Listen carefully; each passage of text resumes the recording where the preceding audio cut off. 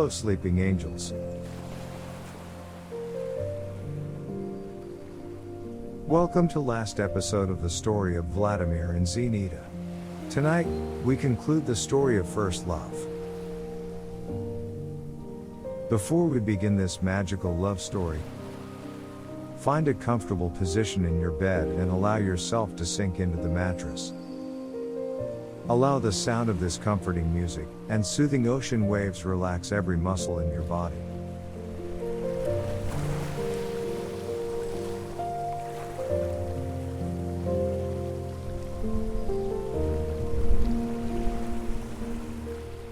Now that we've taken a moment to unwind, let us begin.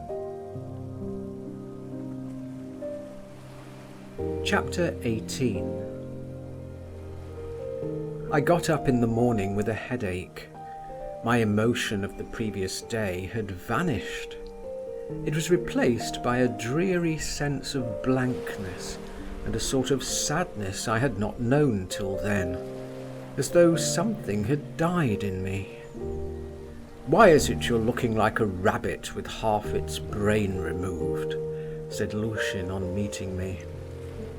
At lunch I stole a look first at my father, then at my mother. He was composed as usual. She was, as usual, secretly irritated. I waited to see whether my father would make some friendly remarks to me, as he sometimes did. But he did not even bestow his everyday cold greeting upon me. Shall I tell Zinaida all? I wondered. It's all the same anyway. All is at an end between us. I went to see her, but told her nothing, and indeed I could not even have managed to get a talk with her if I had wanted to. The old princess's son, a cadet of 12 years old, had come from Petersburg for his holidays. Zinaida at once handed her brother over to me. "Here," she said, "my dear Volodya," it was the first time she had used this pet name to me, "is a companion for you. His name is Volodya too. Please like him. He is still shy, but he has a good heart. Show him Neskuchny Gardens, go walks with him. Take him under your protection. You'll do that, won't you? You're so good too." She laid both her hands affectionately on my shoulders, and I was utterly bewildered. The presence of this boy transformed me too into a boy. I looked in silence at the cadet, who stared as silently at me. Zinaida laughed and pushed us towards each other. "Embrace each other, children." We embraced each other. "Would you like me to show you the garden?"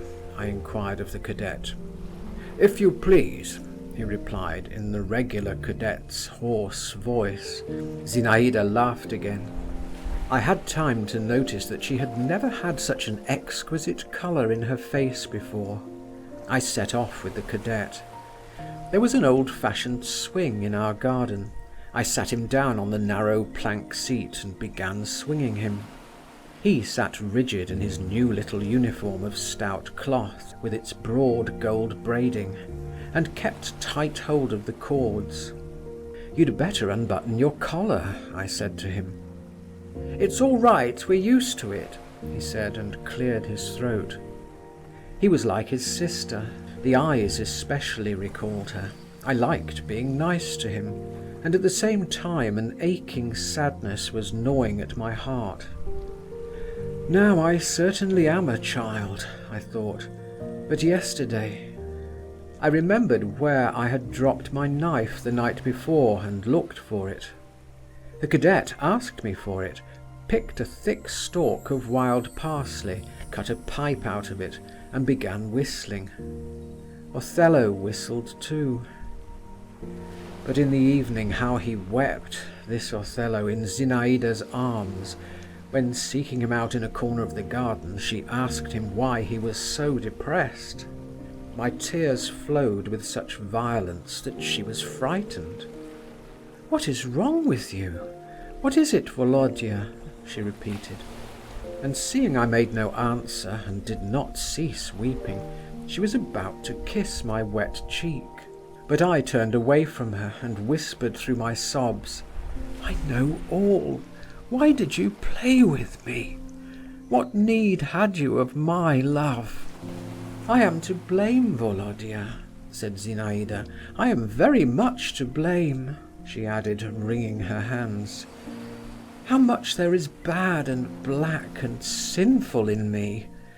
But I'm not playing with you now. I love you. You don't even suspect why and how. But what is it you know?" What could I say to her? She stood facing me and looked at me, and I belonged to her altogether from head to foot directly she looked at me. A quarter of an hour later I was running races with the cadet and Zinaïda. I was not crying, I was laughing, though my swollen eyelids dropped a tear or two as I laughed. I had Zinaïda's ribbon round my neck for a cravat, and I shouted with delight whenever I succeeded in catching her round the waist. She did just as she liked with me. Chapter 19.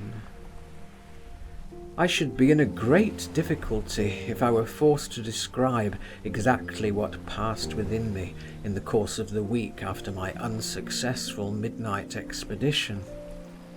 It was a strange, feverish time, a sort of chaos, in which the most violently opposed feelings, thoughts, suspicions, hopes, joys and sufferings whirled together in a kind of hurricane. I was afraid to look into myself. If a boy of 16 ever can look into himself, I was afraid to take stock of anything. I simply hastened to live through every day till evening, and at night I slept. The light-heartedness of childhood came to my aid. I did not want to know whether I was loved, and I did not want to acknowledge to myself that I was not loved. My father I avoided, but Zinaïda I could not avoid. I burnt as in a fire in her presence, and what did I care to know what the fire was in which I burned and melted? It was enough that it was sweet to burn and melt. I gave myself up to all my passing sensations, and cheated myself, turning away from memories and shutting my eyes to what I foreboded before me. This weakness would not most likely have lasted long in any case. A thunderbolt cut it all short in a moment and flung me into a new track altogether. Coming in one day to dinner from a rather long walk, I learnt with amazement that I was to dine alone, that my father had gone away, and my mother was unwell, did not want any dinner, and had shut herself up in her bedroom. From the faces of the footmen, I surmised that something extraordinary had taken place. I did not dare to cross-examine them, but I had a friend in the young waiter, Philippe, who was passionately fond of poetry and a performer on the guitar. I addressed myself to him. From him I learned that a terrible scene had taken place between my father and mother, and every word had been overheard in the maid's room. Much of it had been in French, but Masha, the lady's maid, had lived 5 years with a dressmaker from Paris, and she understood it all. That my mother had reproached my father with infidelity, with an intimacy with the young lady next door. That my father at first had defended himself, but afterwards had lost his temper, and he too had said something cruel, reflecting on her age, which had made my mother cry.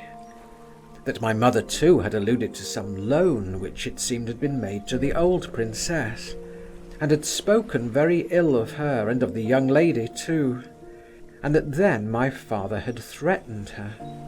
And all the mischief, continued Philippe, came from an anonymous letter, and who wrote it no one knows, or else there'd have been no reason whatever for the matter to have come out at all.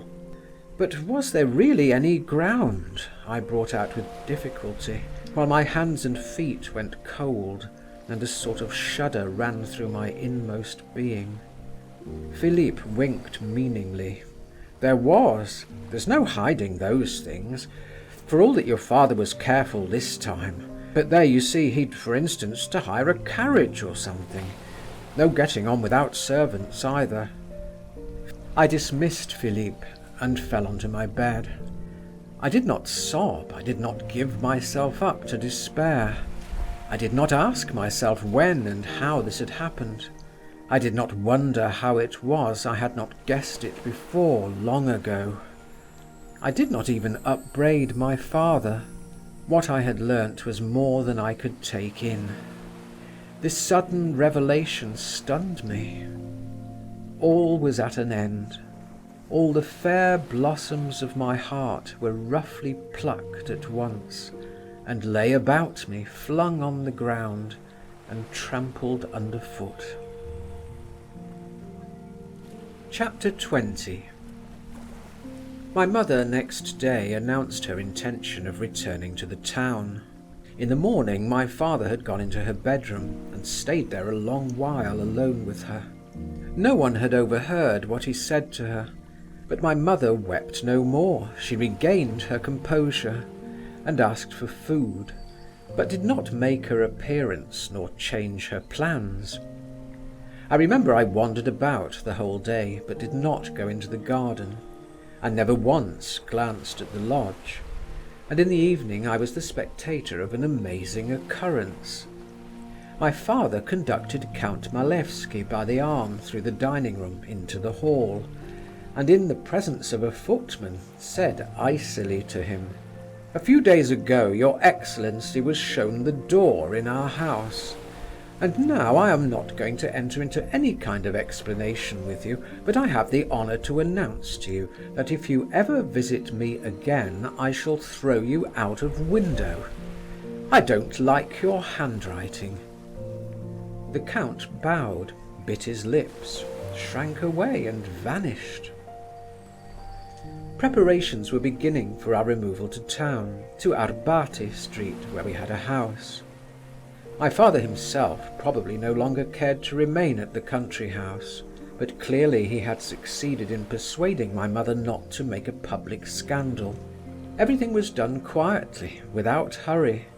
My mother even sent her compliments to the old princess and expressed her regret that she was prevented by indisposition from seeing her again before her departure. I wandered about like one possessed, and only longed for one thing, for it all to be over as soon as possible. One thought I could not get out of my head. How could she, a young girl, and a princess too, after all, bring herself to such a step, knowing that my father was not a free man, and having an opportunity of marrying, for instance, Byelovzorov? What did she hope for? How was it she was not afraid of ruining her whole future? Yes, I thought, this is love, this is passion, this is devotion. And Lushin's words came back to me. To sacrifice oneself for some people is sweet. I chanced somehow to catch sight of something white in one of the windows of the lodge. Can it be Zinaida's face, I thought. Yes, it really was her face. I could not restrain myself. I could not part from her without saying a last goodbye to her. I seized a favourable instant and went into the lodge. In the drawing room the old princess met me with her usual slovenly and careless greetings. "How's this, my good man, your folks are off in such a hurry?" she observed, thrusting snuff into her nose. I looked at her, and a load was taken off my heart. The word "loan," dropped by Philippe, had been torturing me.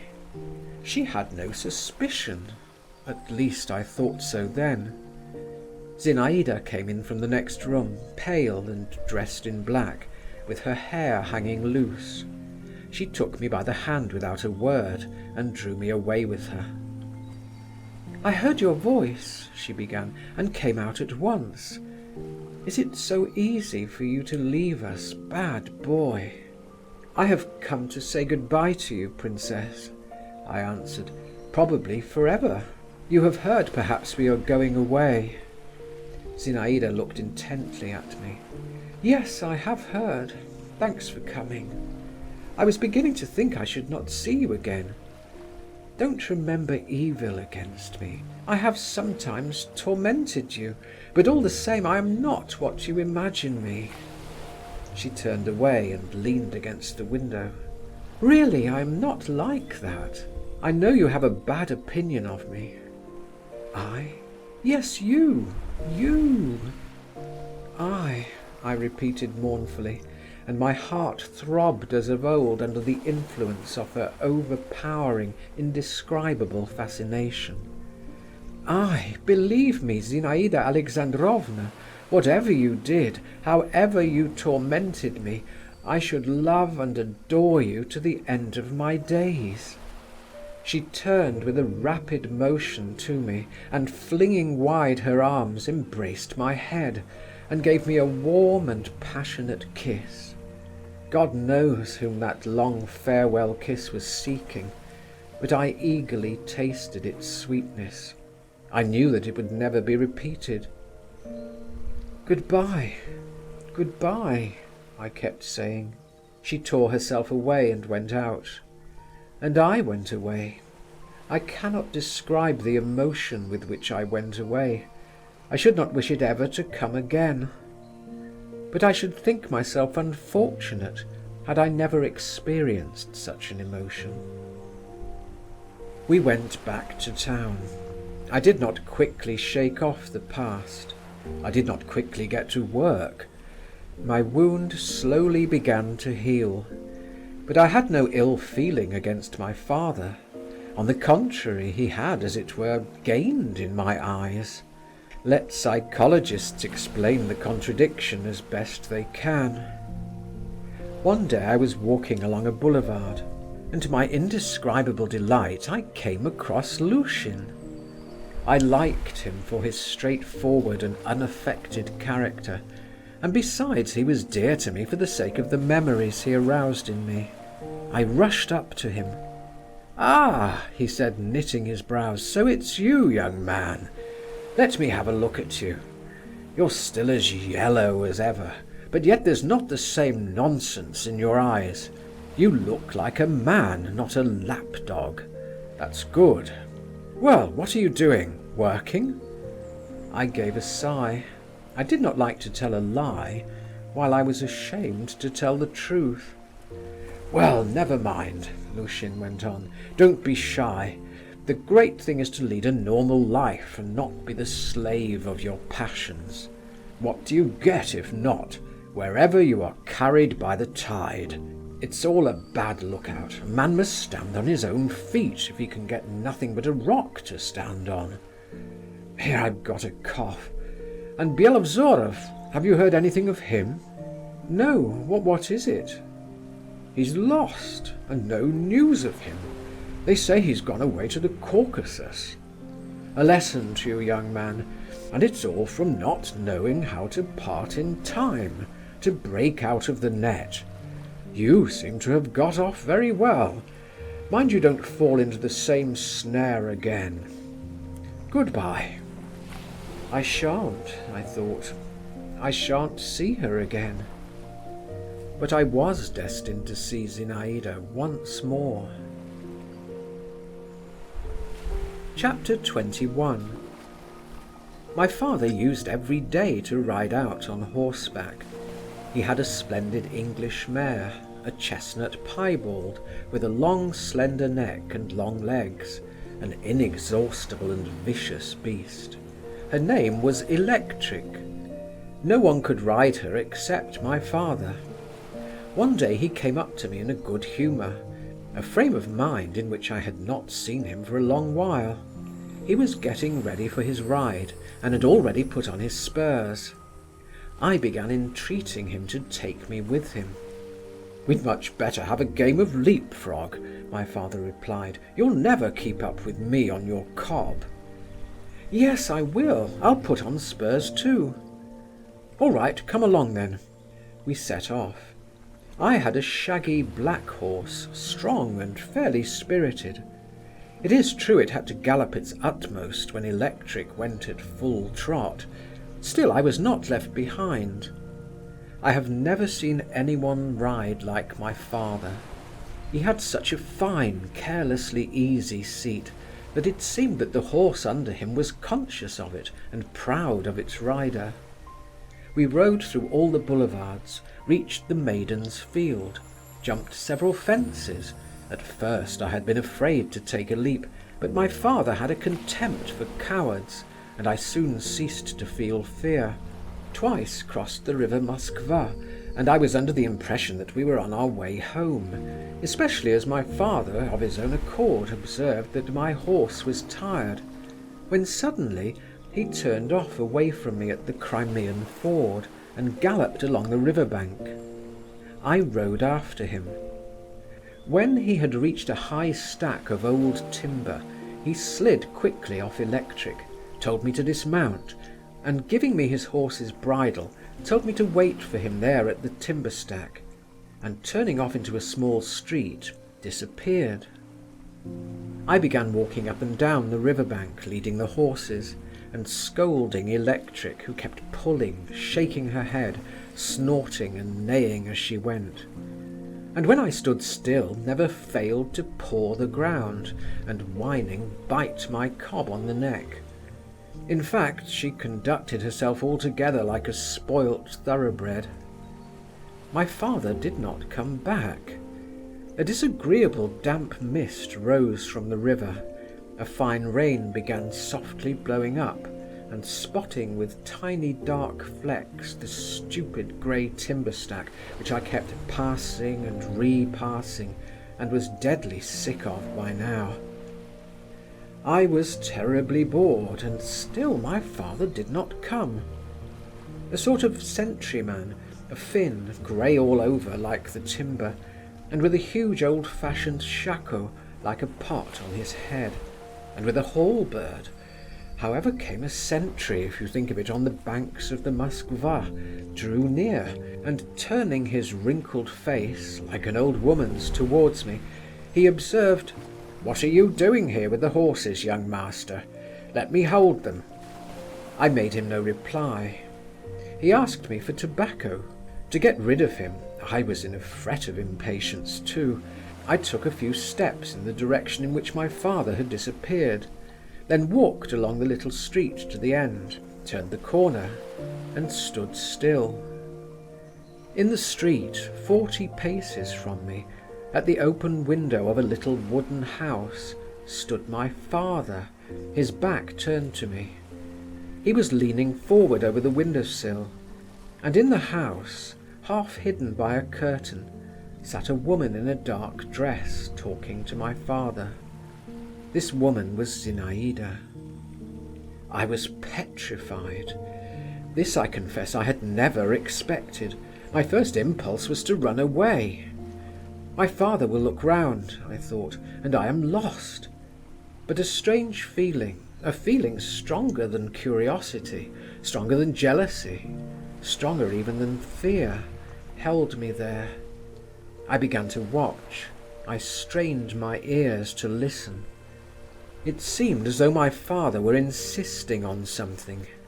Zinaïda would not consent. I seemed to see her face now, mournful, serious, lovely, and with an inexpressible impress of devotion, grief, love, and a sort of despair. I can find no other word for it. She uttered monosyllables, not raising her eyes, simply smiling, submissively, but without yielding. By that smile alone I should have known my Zinaïda of old days. My father shrugged his shoulders and straightened his hat on his head, which was always a sign of impatience with him. Then I caught the words, "Vous devez vous séparer de cette..." Zinaïda sat up and stretched out her arm. Suddenly, before my very eyes, the impossible happened. My father suddenly lifted the whip, with which he had been switching the dust off his coat, and I heard a sharp blow on that arm, bare to the elbow. I could scarcely restrain myself from crying out, while Zinaïda shuddered, looked without a word at my father, and slowly raising her arm to her lips, kissed the streak of red upon it. My father flung away the whip and, running quickly up the steps, dashed into the house. Zinaïda turned round, and with outstretched arms and downcast head, she too moved away from the window. My heart sinking with panic, with a sort of awestruck horror, I rushed back, and running down the lane, almost letting go my hold of electric, went back to the bank of the river. I could not think clearly of anything. I knew that my cold and reserved father was sometimes seized by fits of fury, and all the same I could never comprehend what I had just seen. But I felt at the time that however long I lived I could never forget the gesture, the glance, the smile of Zinaïda. That her image, this image so suddenly presented to me, was imprinted forever on my memory. I stared vacantly at the river, and never noticed that my tears were streaming. She is beaten, I was thinking. Beaten, beaten. "Hullo, what are you doing? Give me the mare," I heard my father's voice saying behind me. Mechanically I gave him the bridle. He leapt onto electric. The mare, chill with standing, reared on her haunches and leapt 10 feet away. But my father soon subdued her. He drove the spurs into her side and gave her a blow on the neck with his fist. "Ah, I've no whip," he muttered. I remembered the swish and fall of the whip heard so short a time before, and shuddered. "Where did you put it?" I asked my father after a brief pause. My father made no answer and galloped on ahead. I overtook him. I felt that I must see his face. "Were you bored waiting for me?" he muttered through his teeth. "A little." "Where did you drop your whip?" I asked again. My father glanced quickly at me. "I didn't drop it," he replied. "I threw it away." He sank into thought and dropped his head.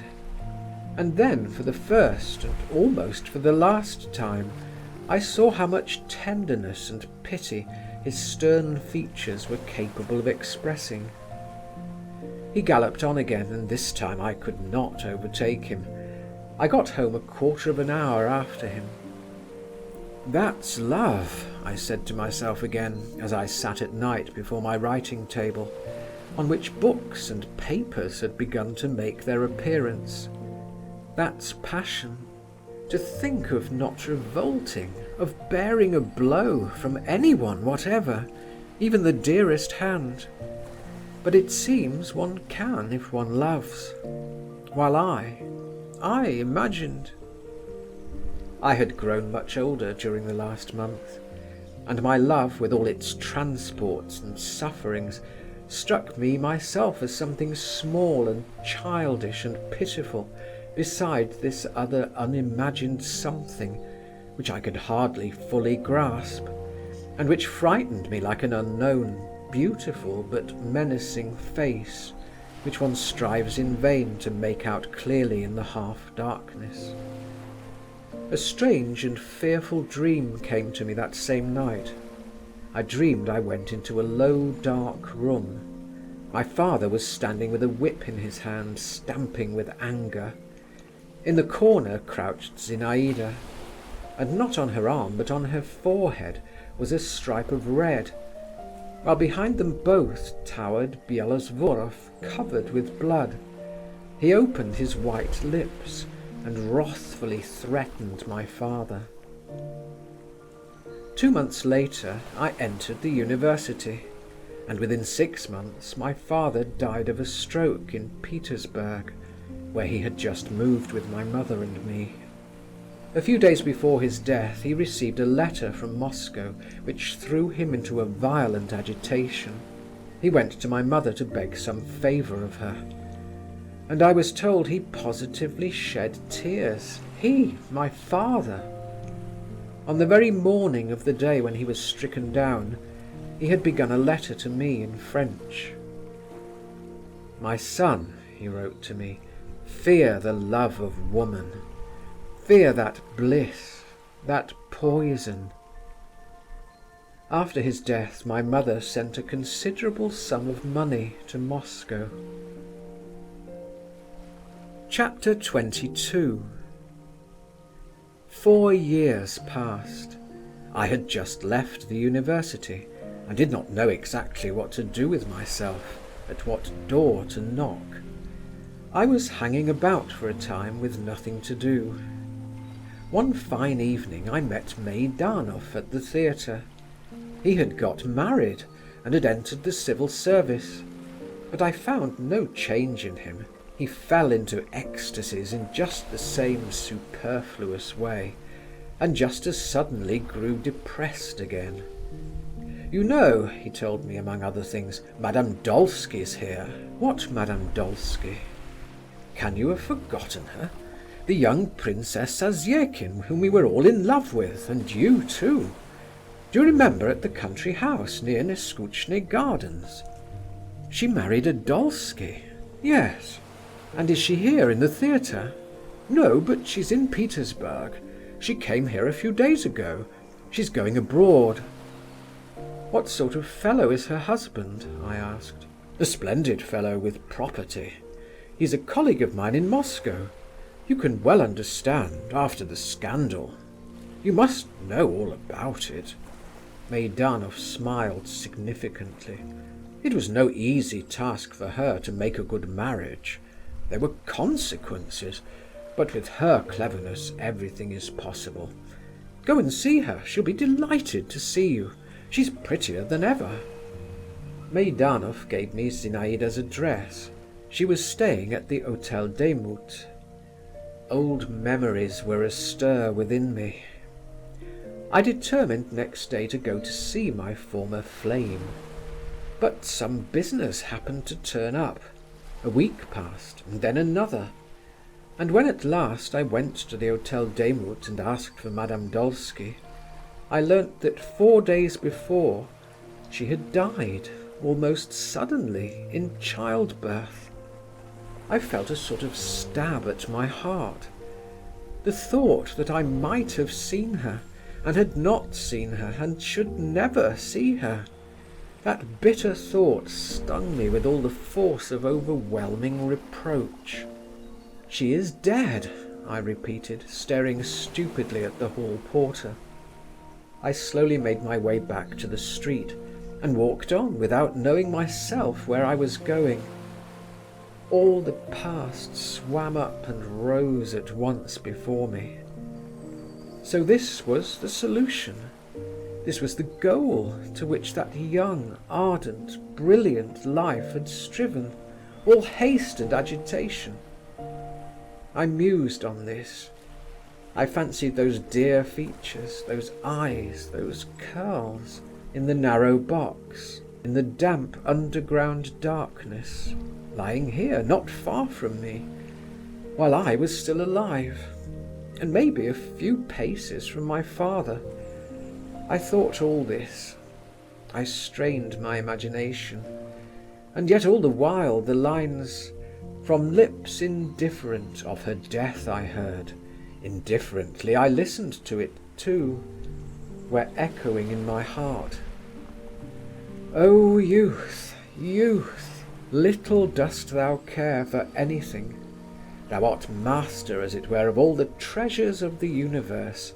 Even sorrow gives thee pleasure, even grief thou canst turn to thy profit. Thou art self-confident and insolent. Thou sayest, 'I alone am living, look you.' But thy days fly by all the while and vanish without trace or reckoning, and everything in thee vanishes like wax in the sun, like snow. And perhaps the whole secret of thy charm lies not in being able to do anything, but in being able to think thou wilt do anything, lies just in thy throwing to the winds forces which thou couldst not make other use of, in each of us gravely regarding himself as a prodigal, gravely supposing that he is justified in saying, 'Oh, what might I not have done if I had not wasted my time?' I now, what did I hope for? What did I expect? What rich future did I foresee when the phantom of my first love, rising up for an instant, barely called forth one sigh, one mournful sentiment? And what has come to pass of all I hoped for? And now, when the shades of evening begin to steal over my life, what have I left fresher, more precious than the memories of the storm so soon over, of early morning, of spring? But I do myself injustice. Even then, in those light-hearted young days, I was not deaf to the voice of sorrow when it called upon me, to the solemn strains floating to me from beyond the tomb. I remember a few days after I heard of Zinaida's death, I was present through a peculiar, irresistible impulse at the death of a poor old woman who lived in the same house as we. Covered with rags, lying on hard boards with a sack under her head, she died hardly and painfully. Her whole life had been passed in the bitter struggle with daily want. She had known no joy, had not tasted the honey of happiness. One would have thought surely she would rejoice at death, at her deliverance, her rest. But yet, as long as her decrepit body held out, as long as her breast still heaved in agony under the icy hand weighing upon it, until her last forces left her, the old woman crossed herself and kept whispering, "Lord, forgive my sins," and only with the last spark of consciousness vanished from her eyes the look of fear, of horror of the end. And I remember that then, by the deathbed of that poor old woman, I felt aghast for Zinaida, and longed to pray for her, for my father, and for myself. End of chapter 22.